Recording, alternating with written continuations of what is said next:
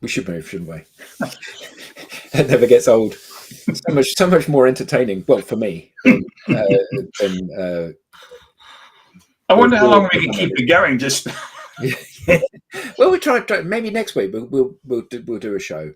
All we'll do is just sit and smile the whole way through. An hour of bit of hairspray, keep it in check. Well, hello everybody, and welcome to another digital download.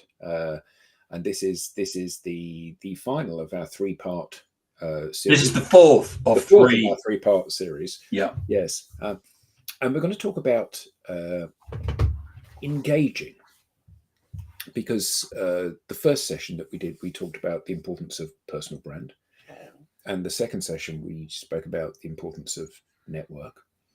And then in the previous session, we spoke about content and the different types of content and why you should be sharing content regularly. But I think that one of the things that's often overlooked, because it's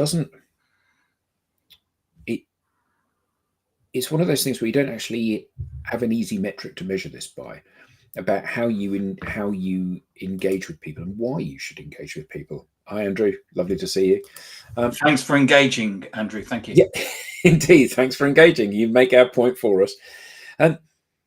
It's interesting, isn't it? Because I think for most of us, we've got 500, 5,000, 50,000 connections on LinkedIn, and the vast majority of these, we've no idea who these people are. We've either sent them a connection request because we've seen them, or they've interacted with something or whatever, and we've not given them another thought, or they've sent us a connection request and they've not given us another thought, and we've not given them another thought. So a lot of us have a huge network which is really diverse, and the vast majority of people within that network are people that we don't notice and don't notice us. And I guess that engaging is one of those ways that you can start to wave at people across this digital room. And I mean, when you publish a post and somebody that you've never interacted before likes it, what do you do? Pounce on them and try and sell them something. No, I mean, we all know you don't do that, but it's nice, isn't it, when you think, oh, I don't know this person, and they've what I've posted or shared or reshared or what I've commented has kind of resonated with them, and they've thought, oh, that's nice, I'll give it a like or an applause or respond to it. And it's kind of like a really nice feeling, and it spreads a bit of goodwill, but it means that you start to notice that person then, don't you, whether you like to or not. I mean, it works both ways. One minute you're in effect waving at somebody, but if you go and start liking and commenting, then people will notice you. Yeah, and I think that one of the things that's kind of really interesting about this is that often people think, well, I imagine that people think, and they're gone. Yeah, I imagine that people think that this doesn't have any clear purpose, if you like. It's kind of quite a nice thing to do, and it kind of is good to put a bit of love out there, but there isn't any kind of like strategic value in doing this. So can I share a picture or two? Yeah, sure. So this, let me just find it so I can share it. So when I look at my kind of connections, I'm connected because like you, Tim, I worked at Oracle for a while, and a lot of my connections are in Oracle. And when I share a piece of content, loads of people that I'm connected to in Oracle see that content, but I don't know who those people are. And I think that often what we don't do is we don't think, how can I make use of the fact that I've got a lot of connections within single organization or a place. Absolutely, Marlene. So I think one of the things that's really interesting, and often people don't really stand back and have a think about, is the fact that if you think about yourself in your place of work, the chances are on social networks you're connected to everybody that you work with. The person that sits on the next desk, the person on the floor upstairs from you, the person on the floor downstairs from you. So you're incredibly well connected together within your target organizations. And one of the things that we want to try to do is to stimulate people to share, to engage with our content, because your news feed looks just like my news feed. It's got content from people that you're connected to, and you see that, but you also see content from people that you're not connected to, and you see that content on your news feed because people you are connected to are engaging with it. And one of the best ways of getting people to engage with that content, the content that you share, is for you to start to engage with their content, because you know that repository.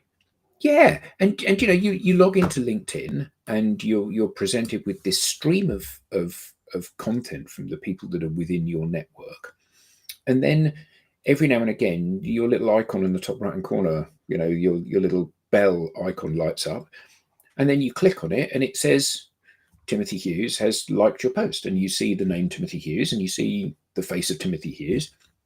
And the more times that happens, the more you start to notice Tim when you go out into the digital world. And because you notice him more, you're more minded to like his content, because you're more likely to see his content and engage with his content. And I think what's really interesting about this is that often I think we all see this kind of engagement as being a very personal thing. I'm going to like your post because I liked your post, I'm going to drop a like on it. We don't think that there can be a bigger picture going on here, and something which is kind of more strategic and potentially more valuable if we can drive that sort of behavior. Yeah, I agree, and I think that one of the things that we need to, so if we recap on, you need to have what we would call a buyer-centric profile, because when somebody comes to your profile, if you send a connection request, they're going to look at your profile. And if it says you're a results orientated, whatever, they're just going to ignore you, so you're never going to get past. And even if they accept your connection request, you will be one of the people in their network that they don't know, because they won't really dwell on your contact. Yeah, you'll have made no impression on them at all. So you need to have a buyer-centric profile. So this is a profile where you look interesting to the buyer. There's social proof about what you do. You're clearly not just a corporate spokesperson. You're a human being with with life outside of work. You have the second thing that we did was about having a network, not just contacts, and actually connecting with people to try and get conversations with people. Not trying to pitch, but trying to have a conversation. And the third thing that we did, we talked about content, and the reason why you have content. Kind of, they're all wrapped up together, but partly it's about social proof. And Adam talked about the three things you needed to do. One was to talk about what you do. The second thing was to talk about what I do.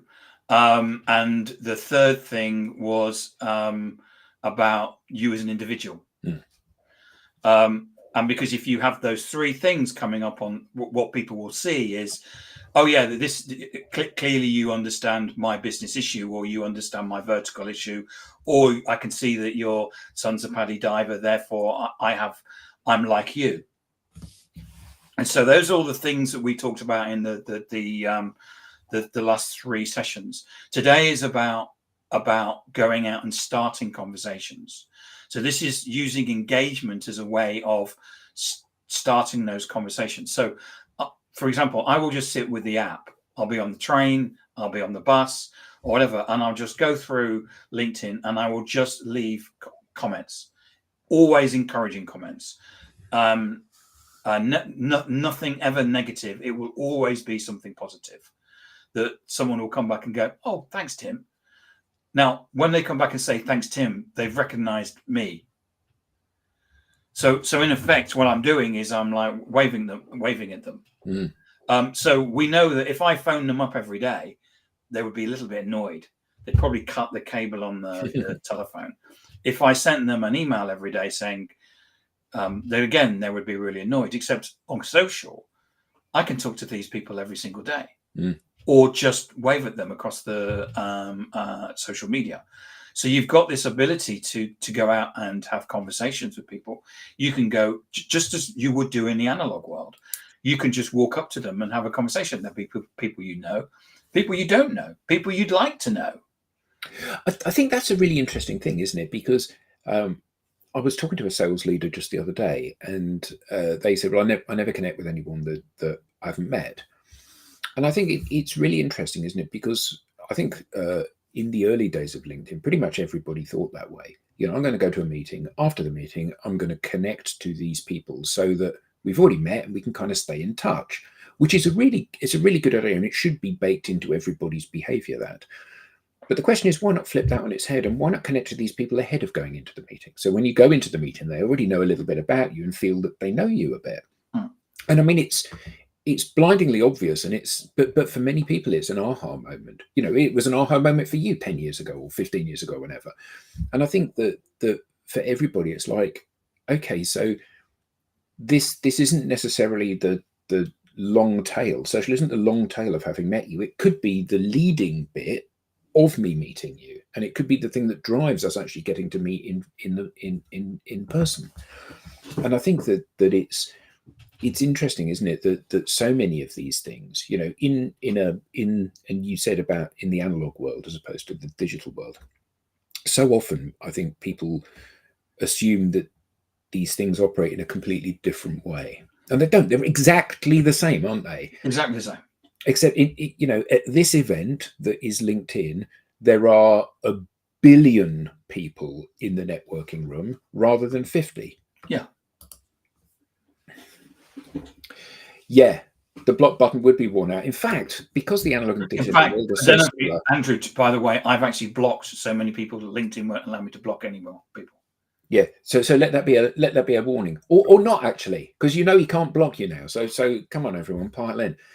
But joking aside, you know, it'd be quite funny, wouldn't it, to turn up at a networking event with a button that says block, and then you can start a conversation with someone and you can go, actually, I don't like them.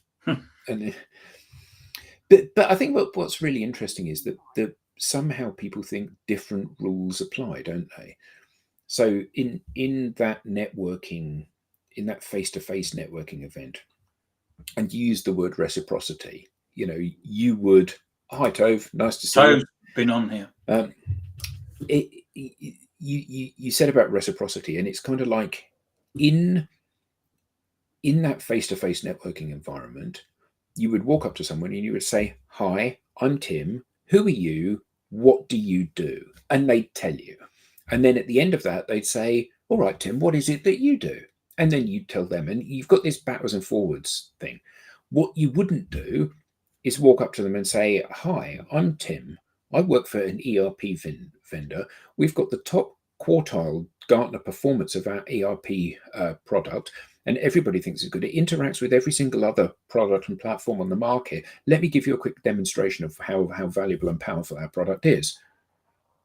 You wouldn't dream of doing that. And yet in the digital space, so often that is how people behave, isn't it? And also don't forget that if you say to people, I'm walking down the high street of the Mall and someone comes and taps you on the shoulder and say, do you want to buy a pension? You tell them, go away. And you say, who are you? I don't know you. But in the world of B2B, you're expected, or there's an expectation that you will ring somebody up who you don't know and they'll buy from you. Yeah. When you tell people, no, I'd never buy a pension from isn't it funny? You're saying that, and everyone in the audience is thinking that would be a ludicrous behavior. It sounds if someone came up to you in the street and said, "You want to buy a pension?" You'd probably use two words. One of them began with F, and one began with an O. and and everyone goes, no one will ever do that. And then we get to work, and then we expect that to happen. Oh, I'm going to ring a total stranger up, and they're going to buy 3 of my product. Really? Yeah. It makes no sense at all. And I think that maybe it's because if I meet you in the physical environment and I do something like that, I get to watch your face just go, oh, not another one, and turn around and walk away.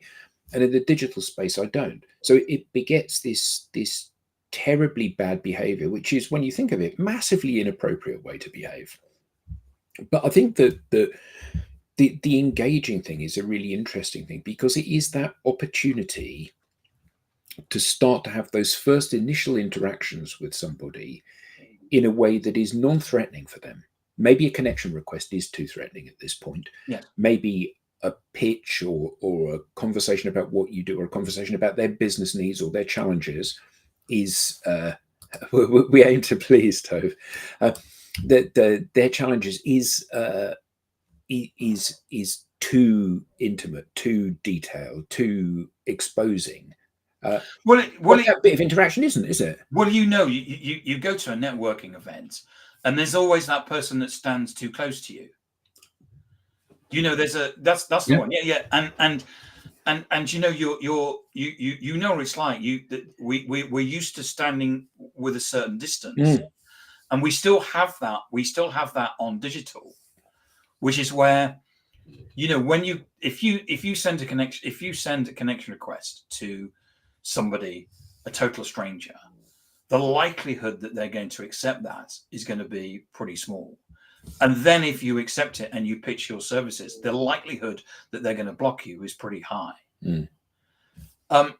Except people still do it, so they must be getting. They're getting some response from it. Well, I would challenge that. I would think they're not, and the reason I would think that is that I've not ever met anybody that says they find this kind of behavior acceptable. And I think the reason that people keep behaving that way is simply that they don't know what else to do. Yes, because what we've done since 1970, when did cold calling start? 1980s. Always be closing. Yeah. What we've done is that we took whatever we did we did cold outreach through the telephone in the 1980s. In the 1990s, we found out that we could do it cold outreach for free because we had email. And therefore, what we've done is, as soon as social came along, I've been on LinkedIn for 21 and a half years. What we do is we assume that's what selling is. Yeah. And it's this kind of backward looking view of things, isn't it? So, when we moved from writing letters to faxes, the cost of sending the written word to people came down enormously. And as a consequence of that, people thought, not I can be more targeted or more timely with my communication. They thought I can just do more. And then when the cost went down again to zero with the advent of email to send the written word to you, well, that's great. I can just email everyone because someone's going to buy if I email enough people. And unfortunately, people have perceived social as being just simply a free distribution mechanism for their.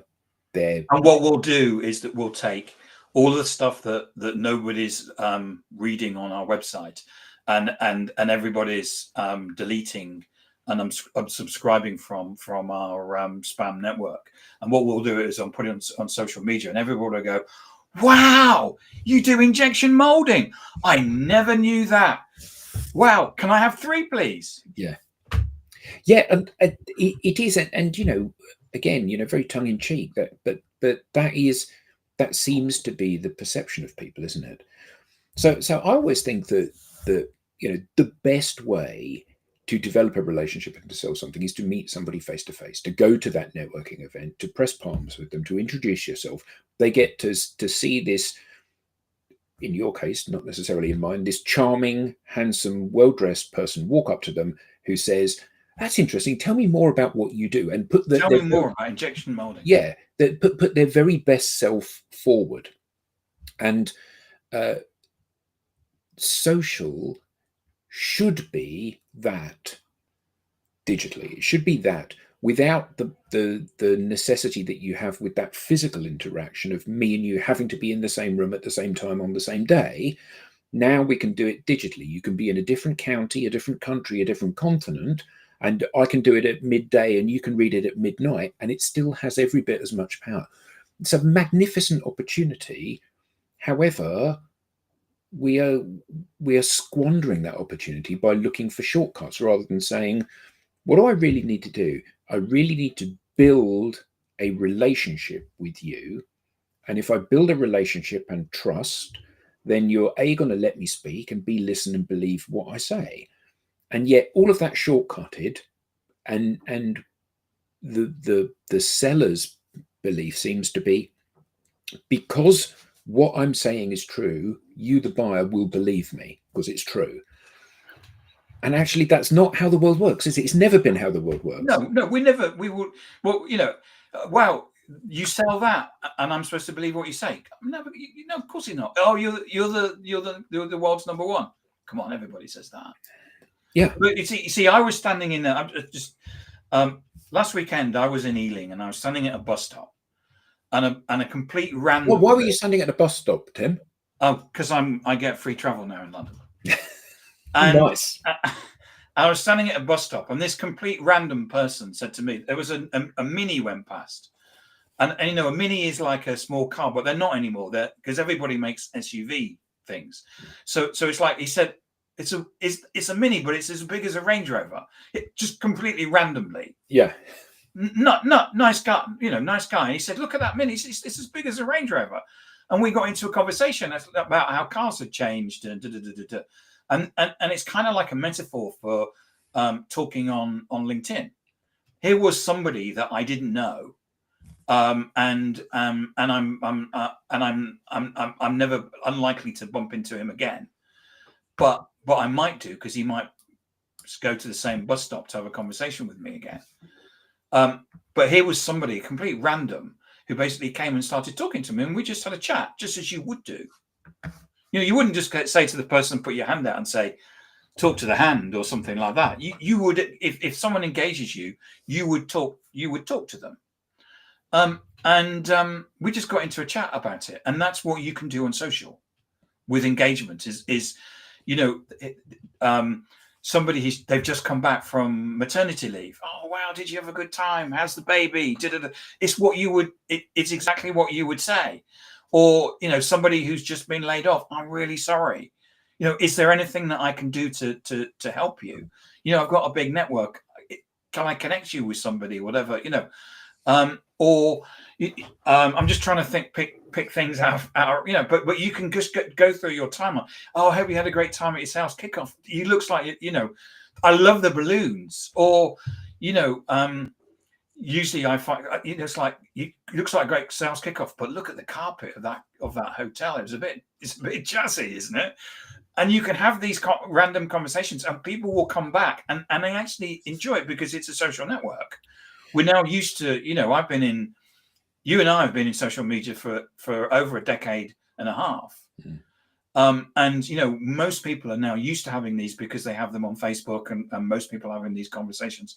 So rather than going up to a random, tapping him on the shoulder, this guy started pitching his garden services to the woman who came to sit next to him. So and he got his business card out, and he said she was complaining about a garden. He said, I do gardening. And he got a business card out and that. But I didn't get the pitch of the gardening services. But you just by going up and talking to somebody, rather than tapping on the shoulder saying, do you want some gardening services? Here's my business card. You just got to say, look at the size of the Mini. It's like a Range Rover. Yeah, it is, isn't it? And we're often having a conversation. And that is what social media is about, because you don't know where that's going to lead. But if you're doing it targeted with the people that you want to talk to. Yeah, I mean, it's an inevitability that some of those people will step up and have a conversation. Interesting what Andrew said here. Are people just overwhelmed with the speed of technology? They're scared to hop on board. I think yes and no. I think what's really interesting is that it's only when you stop and step back and look at how the algorithm promotes behaviors and introduces you to people and how you actually interact with stuff, that you realize that often you're doing some of this stuff without meaning to. So when you think that some of your news feed contains content that you're seeing because someone else in your network has engaged with that content, then by default, some of the people in your network will see some of the stuff that you're engaging with. It'll say, you know, I'm seeing this because Timothy Hughes has liked this particular post and has done this particular thing. And I think that I mean, one of the really interesting things for me is that often we get hammered by people saying, well, this is business, this is not personal, you know, this is not Facebook, so you shouldn't be sharing personal stuff. And I get why you would think that, because it is a business network. But equally, you know, the corollary to that is that if you had the option to have a conversation with a client in their boardroom or in a football box match for a day, which would you pick? And every salesperson says the football match, yeah, because you get to bond with this person. So there is this overlap between personal and business. Of course there is. But I think what's really interesting is the people that say, I would never engage with those personal posts because this is for business, not for pleasure. When you look at the stuff they have actually engaged with, it's Tim Hughes has started a new job. Tim Hughes has got a birthday today. Tim Hughes is celebrating an anniversary at this workplace. It's all personal stuff that they're engaging with. They're not engaging with Tim's selling a new CRM system. And if it's here's my injection, if it's a picture of an injection molding machine, you won't get an engagement. If you stand there and go, here's my injection molding machine, you might get some engagement. You will get some engagement because your face is on it. As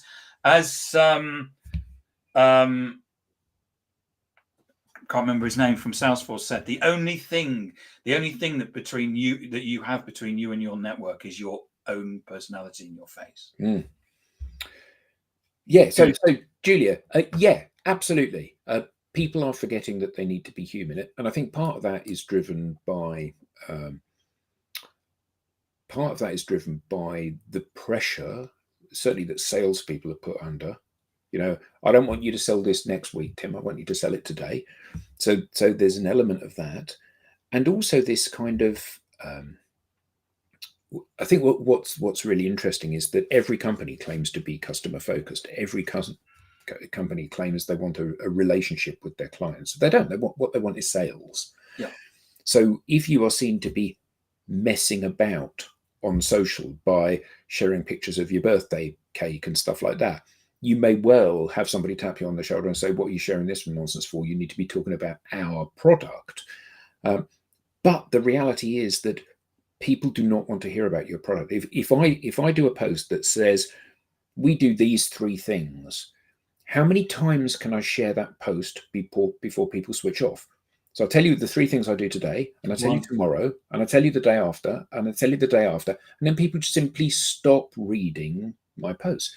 Whereas if I do, here's a post about our 3 things, and then I do a post which is, here's how we do these 3 things, and I do, here's how our 3 things help somebody, and here's me and the fact I bought a new dog, and here's me with the kids, and here's a meal that I had, and all of a sudden I become a complete person, and there's a reason to keep tuning into my posts in the future. And this is the difference for leadership, to understand the difference between basically doing random acts of social and actually having a strategy on social.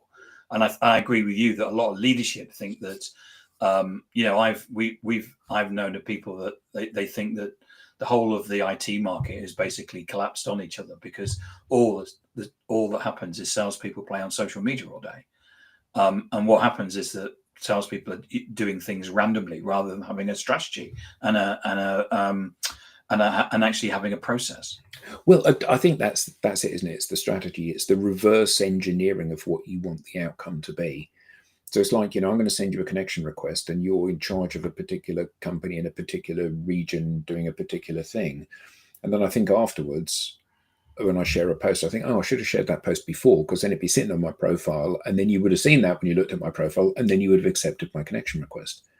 But I think so much of the engagement bit is about generating that goodwill, isn't it? Because, you know, if you're one of my connections and we've not really noticed each other, and then I see that you've posted something and I drop a like on it, and I see you've posted something and I drop another like on it, and then I see you've posted something and I comment on it, then I like the next thing, and then I go. Eventually, you have to look at me and go, "Who is this guy that keeps liking my posts?" And then you look at me, and then I've got you, because I've spent a huge amount of time developing a really funky, interesting, different profile. You might look at it and go, "I hate him," or you might look at it and go, "I love him." And actually, the reality is either will do, because what you want is you want to be recognized first. And then if I'm that idiot that plays the guitar, and then I do a really good post and you think, well, that was a good post for an idiot. And then I do another good post and you go, well, that's a good post by an idiot. And then I do another one and you think, well, maybe this guy isn't an idiot after all.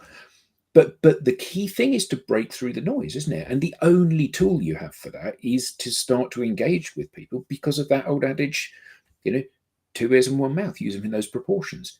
If I demonstrate I'm listening to you, that's an incredibly attractive trait, isn't it? Yeah, I had someone come to me and say that my summary title was the most unprofessional thing that he'd seen. And I hope you said to him straight away. Yeah, you're right. It is. You're right. Absolutely, it is the most. However, you're now in a conversation with me. Yeah, and the thing was that what I did was I qualified him out, because he'd never buy from me. No, I mean, I remember you and I were pitching to I think it was a telecoms wholesaler, and the sales leader said, I don't believe that social selling works. And you said, well, clearly it does, evidenced by the fact that we're sitting here with you today. And the truth of the matter is that this is a mechanism by which you can overcome the prejudices of the people that you want to have a conversation with. And even in this guy's case, where he thought he wasn't being influenced by what you were posting, he was influenced because, yeah, well, I must have seen you another way. Well, I doubt it, because we don't do anything but this. We don't do any marketing. We don't do any cold calling. We don't do any email. We don't do any of it. All we do is social. And the fact is that in spite of himself, he saw us and we got a meeting with him. And I think what's really interesting is that you can subtly reshape people's opinion of you by just doing the things that you would do naturally face to face. So Tove, an interesting comment here. I've always said that imagine LinkedIn is like a big sit down dinner party. You would start by saying, hi, my name is blah, and then you would listen. And then you might jump in with a comment or a question. You wouldn't go, hi, this is my name. I sell the best whatever, and you will get these benefits. People would think you are nuts. Yes, people would think you are nuts. You are. And I think what's really interesting about that is that so often, even as people are doing these things in the digital space, and they know it's the wrong thing to do, they know it's driving the wrong impression, they still do it. No, Andrew, it was Tim's birthday a couple of months ago, and rather, I mean, I'm incredibly jealous of this. So when I get to 67, retirement age, I will get free bus travel anywhere in the UK. Tim is nothing like 67 yet, and he has got free transport for London, because he lives in London, free transport on all of TfL's. So trains, tubes, and buses. Do you get to go on the river as well? Yeah. River buses too? Yeah. Oh, marvellous. Yeah, absolutely. We're all idiots until somebody gets to know us, and in some cases, idiots even then. To pick up on what Andrew said earlier on, our people are just overwhelmed with the speed of the technology and scared to hop on board. Yes, I think in some cases, and I agree with you that in other cases, it's partly because people don't know what to do. And what they need to do is to have a process and you do this, you do this, you do this. Someone once described it to us as social media was a bit like a merry-go-round, spinning round, and with all it seemed to be all these people sitting on the merry-go-round laughing and joking, and we were just sitting there and not sure what to do. And I think it's because people just don't know what to do, and therefore they don't know how to hop on. I guess that until you are part of the conversation, it can seem a little bit intimidating. I think what's interesting, particularly about LinkedIn, is that it actually happened on one of these shows, didn't it? A while ago, we had a troll come on, and it's the only time I've ever seen trolling on LinkedIn. Oh yeah, I remember that. Oh yeah, trolling terrible on LinkedIn. But this is not a platform where that happens. So the worst that can probably happen to you is that people will just simply ignore what you're doing and saying. It's very unlikely that you'll find 1.2 billion people pointing at you and laughing. So I think the key thing is that you just have to roll up your sleeves and jump in. But I guess that a really good kind of byword for this is just behave as you would want people around you to behave. So be courteous, be nice. You said you always go and leave positive comments on people's posts. Yeah, because nobody wants you to jump on and go, well, actually, you're wrong, because it puts people's backs up and it makes you look like you're the aggressor in that relationship, if that's the kind of post you leave. So nice posts that reflect the kind of things, or nice content and comments that would be the sort of things you would want to receive. And behave in this digital space exactly the same as if you were going out on a date or you were at a dinner party. You're courteous, you listen as well as talk, you try to be thoughtful and supportive, you try to add insights and make it seem like you're a valuable person to have in the conversation. All of that is stuff that you would very naturally do in the analog world. And yet so often it isn't what's done in the digital world. And what you can do is, if you go to there's 3 buttons top right hand corner. If you click on that, you can unfollow the person. Yeah, and actually, I think that's a really valuable thing to do for people that just share the same nonsense time and time again, because they clog up your newsfeed. We've all got a finite amount of time, so you log into, say, LinkedIn. You log in and you start to scroll through stuff, and there's a garbage post and another garbage post and another garbage post and another. And if you're searching for something good, something that you can read and get some value from or interact with, then your newsfeed is not composed of the right kind of content. Now, that doesn't mean it has to be business content or personal content, but it's a mix of these things.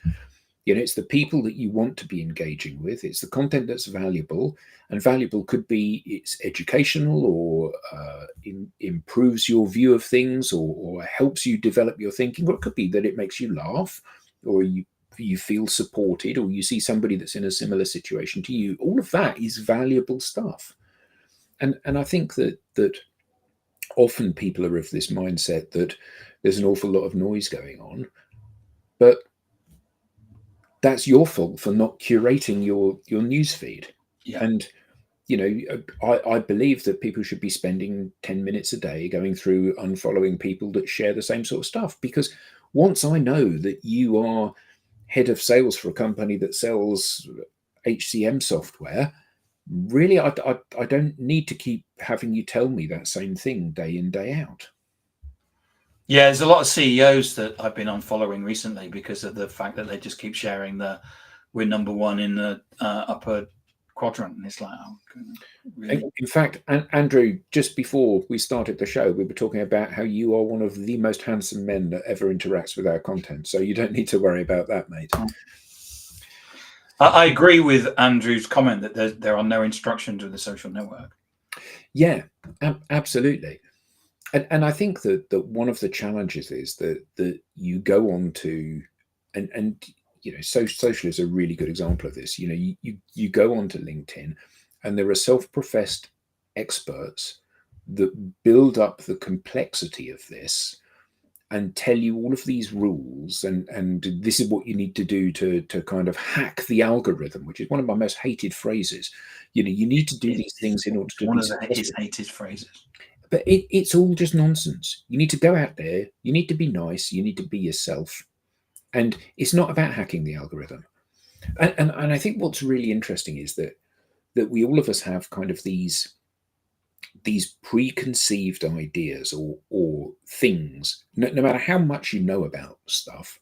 These things are where you think, yes, that's something that I would like to happen. So, like, everybody wants a post that goes viral. Why? Why does everyone? So we worked with a guy at Telstra.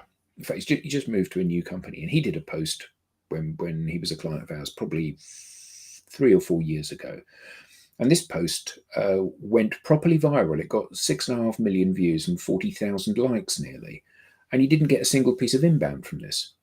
Yet, despite that, we hope that, sorry, Mark. We are so sorry, Mark. So sorry. Mark was due to come on as a guest this week. Yeah. And for whatever reason, we had an internal breakdown in communications. Maybe we should have spent more time on social networks. Yeah. Sorry, our producer's on holiday. Yes. So he should have blocked out the time. Sorry about that, Mark. Yes. But Mark will be joining us shortly. But please join us in September. And Adam's going to be sharing. Anybody else? Adam's going to share the link or the QR code, as we call them today. Later on. Absolutely. And I hope, Mark, that when you do come on shortly, I hope that not only will you be shaved and gelled, but you will be wearing a really seriously cool shirt. Yeah, it is interesting, isn't it, that all of these kind of rules that are built up and the advice that people give is often founded in no knowledge. Anyone that claims that they can help you with the algorithm, for example. I'm just amazed how these people get any airtime at all. Well, because people are looking for a quick fix, aren't they? Well, of course they are. They're looking for a button, So looking for and it's like, if you just do the right thing, the algorithm will look after you. What do you think? Okay, well, LinkedIn is a company that wants to make money, right? Let's not fool ourselves, because we kind of think that there's some sort of benevolent sort of, so they want to make money, yeah. And so what they want to do is that they're going to show ads to you. So you need to basically be so one of the things you can do is scroll through LinkedIn, because LinkedIn like you to see the ads. At the same time, you're going to see people's posts.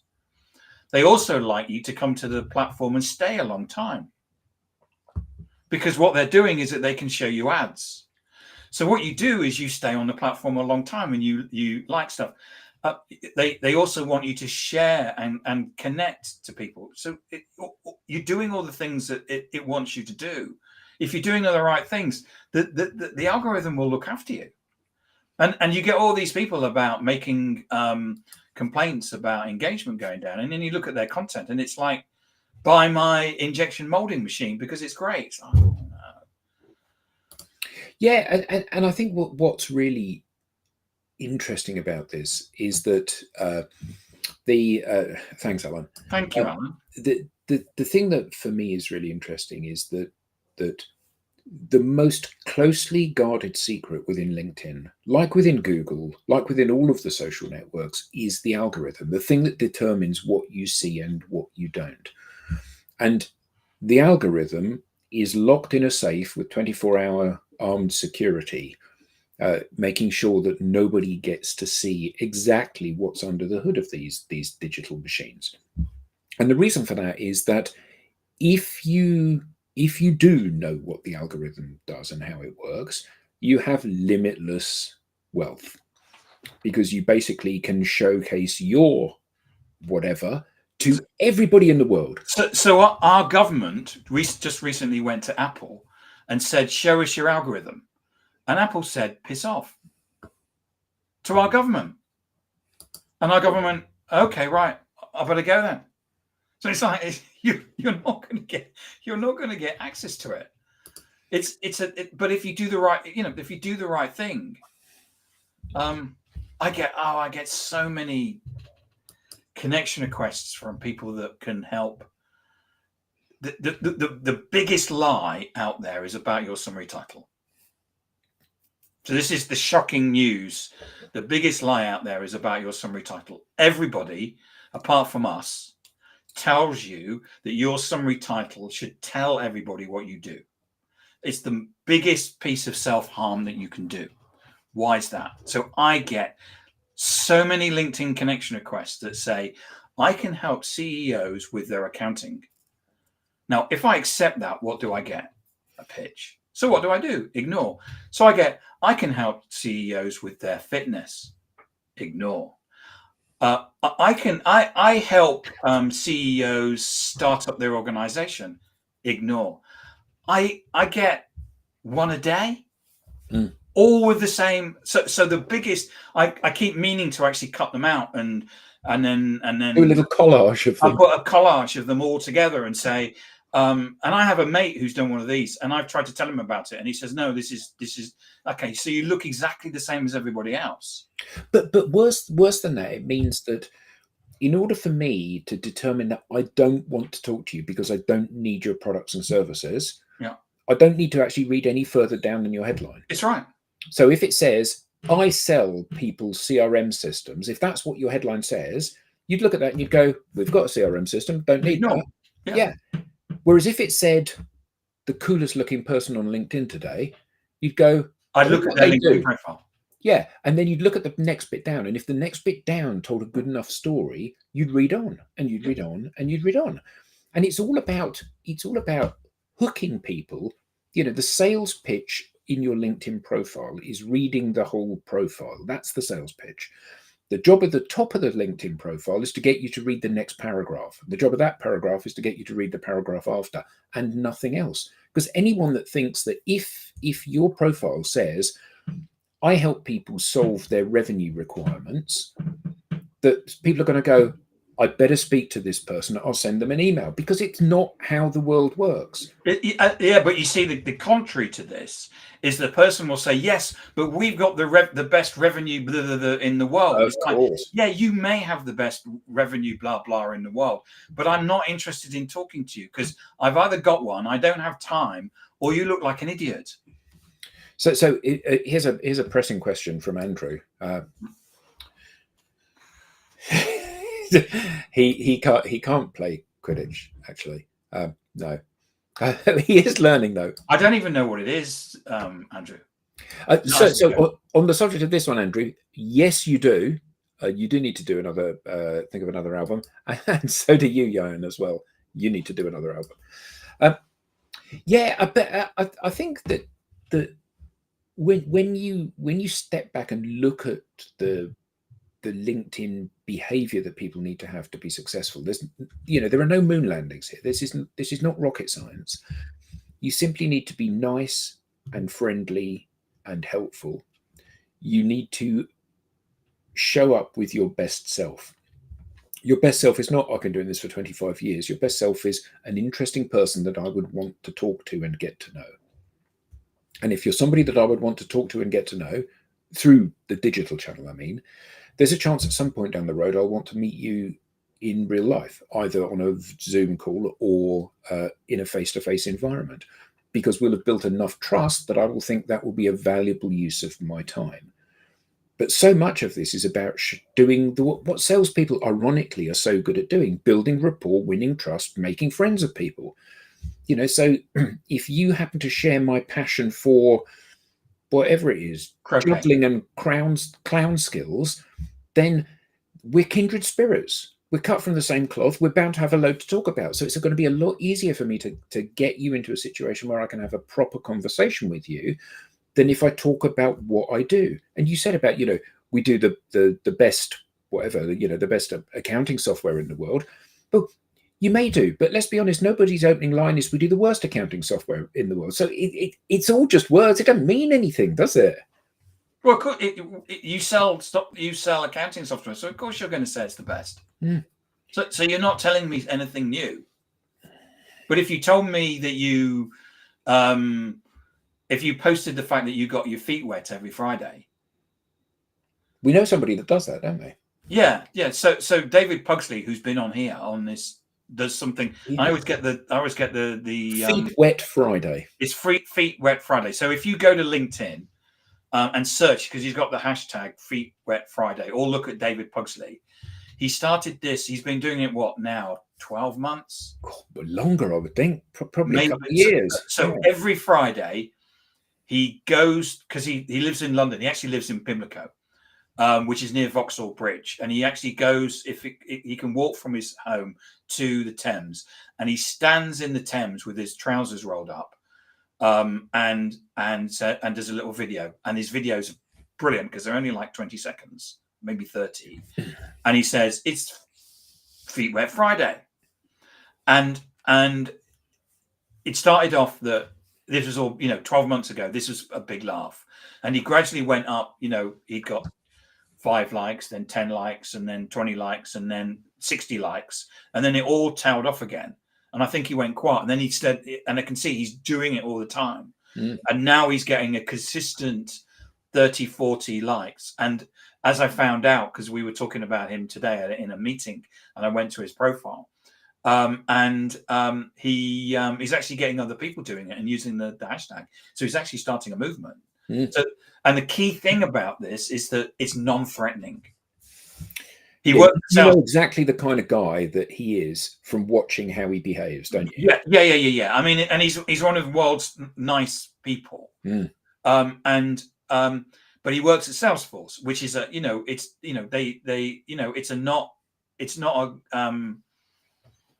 highly political. They take their selling seriously, big targets, but he doesn't come on the screen and say, have I got a CRM system for you? What we've done is that we've moved the button up here, and by the way, if you do this and you stand on one leg, and we've got this new feature, which is what I mean. There's some people that post where they've got like these demos. I just always unfollow the people because it's like I don't want all that, and I get motion sickness.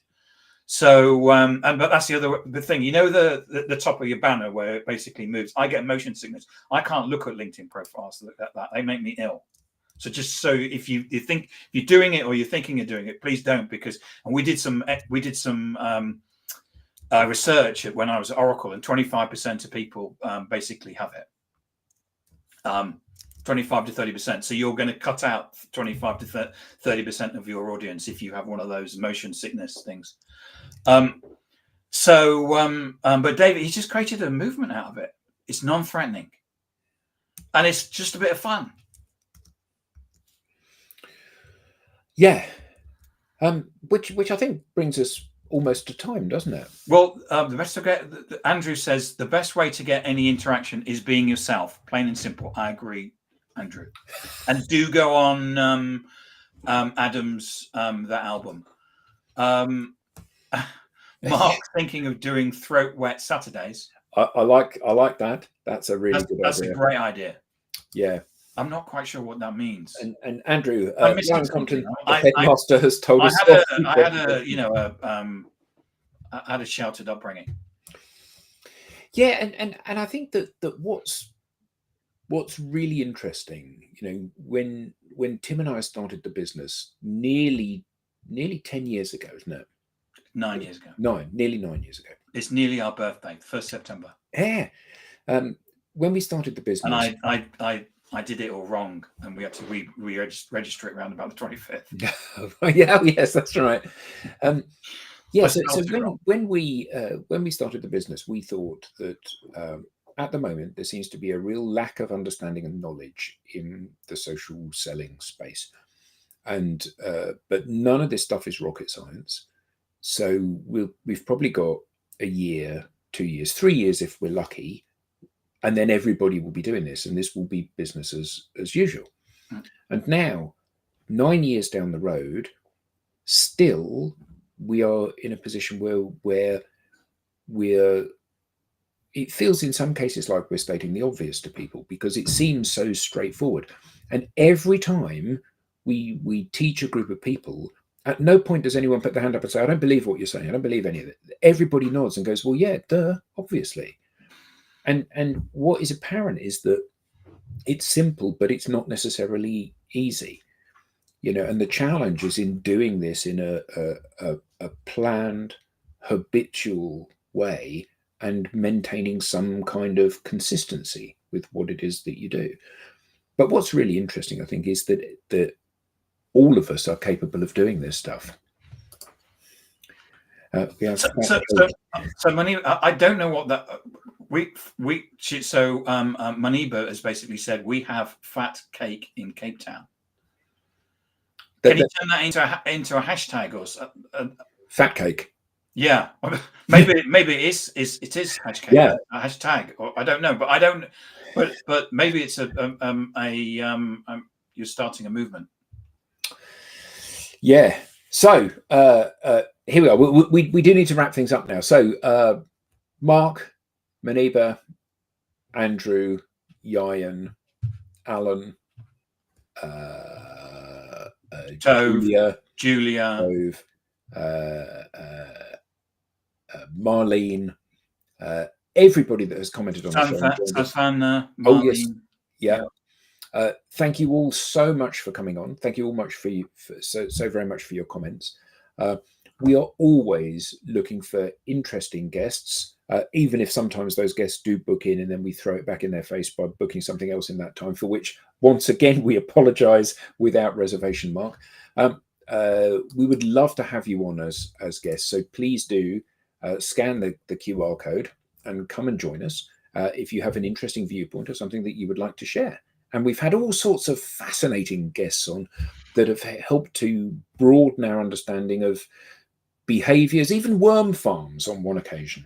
So all sorts of interesting people have come on the show. So please do join us. And the whole point of it is to be educational. So, you know, what and we're fun. And fun. So we're looking for people that have got something. We don't want pitches. We want you to come on and talk about something. And there's a subtle difference between making what you do sound interesting and pitching, you know, and you will find that if you come on and pitch, you will get laughed at. You will get laughed at. Yeah. So but you know, if we've got the full panel on, and you know, like the woman who came on and talked about worm farms, it's her passion in life, and it was wonderful, wasn't it? One of the best. I mean, I've had her on my podcast, and she's amazing because she's got this amazing laugh as well, because she does laughter yoga, and she's just got this infectious laugh. And of course we came, and I know loads of stuff about worm farms. I've been into Richmond and at a sustainability meeting, and I put my hand up and said, "What are we doing about worm farms?" And they like look at me like as if to say, "What are you talking about?" I said, "Well, I know a way of getting rid of all the cardboard and all the newspaper that people throw away." Fantastic. So everybody, have a great weekend. Thank you so much for joining us today. Thank you so much. And in the UK, it's a long weekend. So if you're in the UK, have a great bank holiday weekend. Enjoy your extra day. And until next time, when we hope to see you then, have a fantastic